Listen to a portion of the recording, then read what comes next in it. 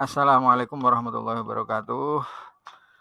Pada kesempatan kali ini, Pak Agus kembali akan menyampaikan materi Quran Hadis kelas 11 untuk pertemuan kedua. Untuk itu, semua siswa baik kelas 11 ya, siswa-siswi mohon diperhatikan. Langsung saja kita mulai. Sebelumnya kita baca basmalah bersama-sama dulu. Bismillahirrahmanirrahim.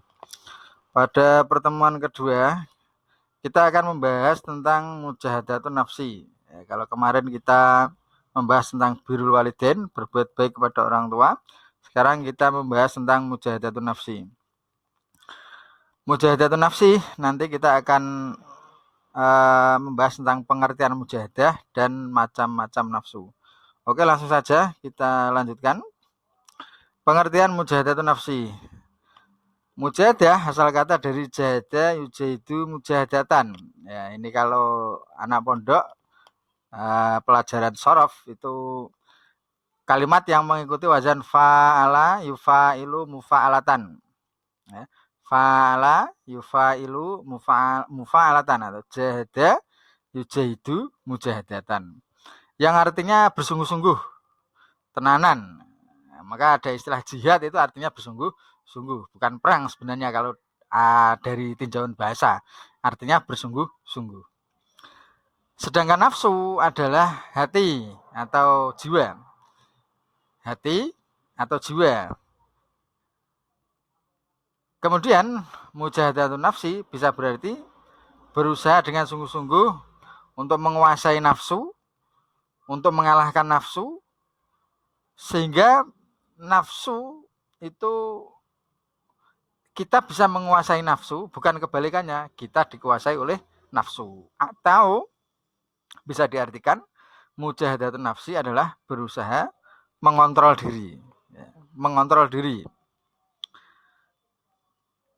Itu seputar pengertian mujahadatun nafsi. Sekarang kita lanjutkan.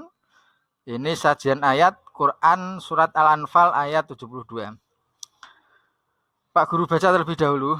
Bismillahirrahmanirrahim. Innal ladzina amanu wa hajaru wa jahadu bi amwalihim wa anfusihim fi sabilillahi wal ladzina awaw wa nasaru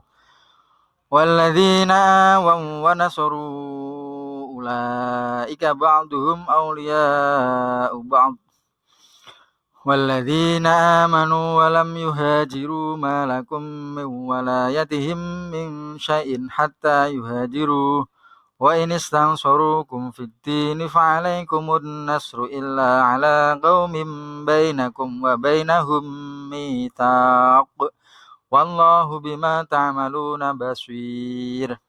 Ini Quran surat Al-Anfal ayat 72 yang diantaranya menjelaskan tentang jihad. Oke, Pak Guru bahas sedikit tentang kandungan ayat ini. Innalladzina amanu hajaru, sesungguhnya orang-orang yang beriman dan hijrah.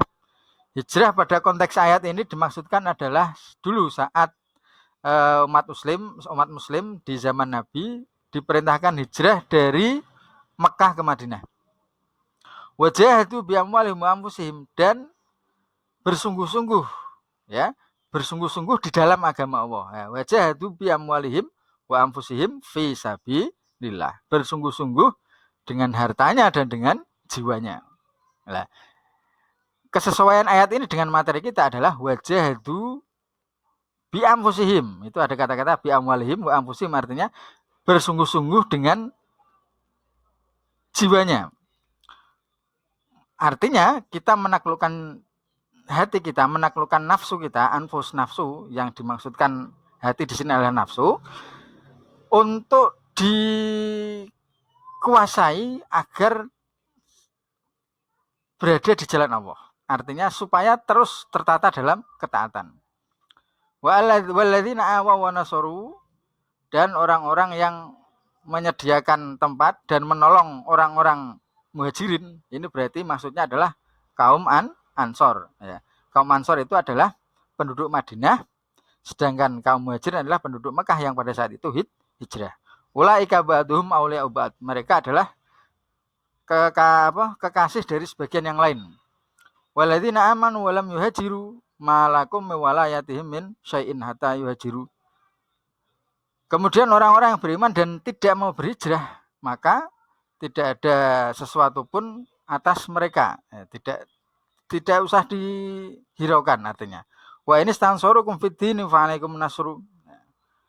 Ketika mereka berusaha menolongmu dalam agama, maka kita juga harus berusaha menolong mereka. Illa ala qaumin bainakum wa bainahum mitsaq wa wallahu bima ta'malu nabasir. Nah, ini diantara beberapa ayat dari Al-Quran yang menjelaskan tentang mujahadatun nafsi. Nah, sebenarnya juga masih banyak ayat-ayat yang menjelaskan tentang mujahadah, seperti walladzina jahadu fina lanahdiyanakum subulana. Orang-orang yang bersungguh-sungguh di jalan Allah, maka insya Allah akan diberi petunjuk oleh Allah. Kemudian kita lanjutkan macam-macam nafsu. Ini sekilas saja Pak Guru yang Pak Guru sampaikan, karena memang batasannya hendaknya materi ini disampaikan kurang dari 20 menit. Jadi di samping kalian mendengarkan, memperhatikan keterangan Pak Guru, kalian juga mempelajari buku yang sudah kalian terima. Macam-macam nafsu. Yang pertama nafsul ammaroh. Ini ada 3 Pak Guru yang yang ditampilkan di sini secara garis besar saja.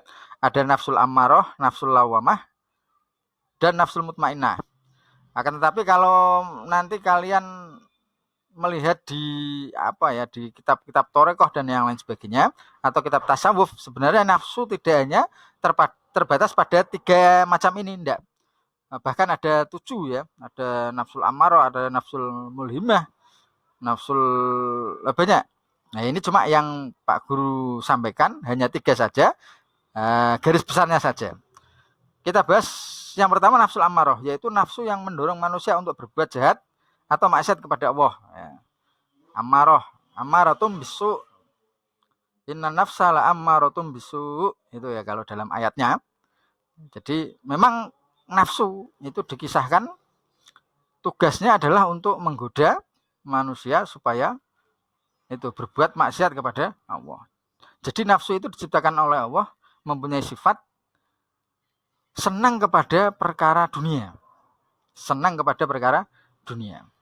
Itu yang pertama nafsul ammaroh. Yang kedua nafsul lawamah.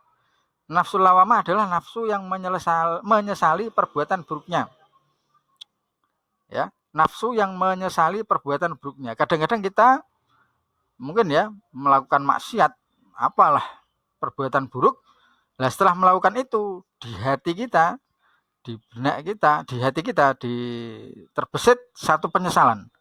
Ya, nah, penyesalan itu namanya nafsul lawamah. Kemudian yang selanjutnya nafsul mutmainnah. Nafsul mutmainnah adalah nafsu yang tenang dan selalu mengarahkan manusia kepada kebaikan.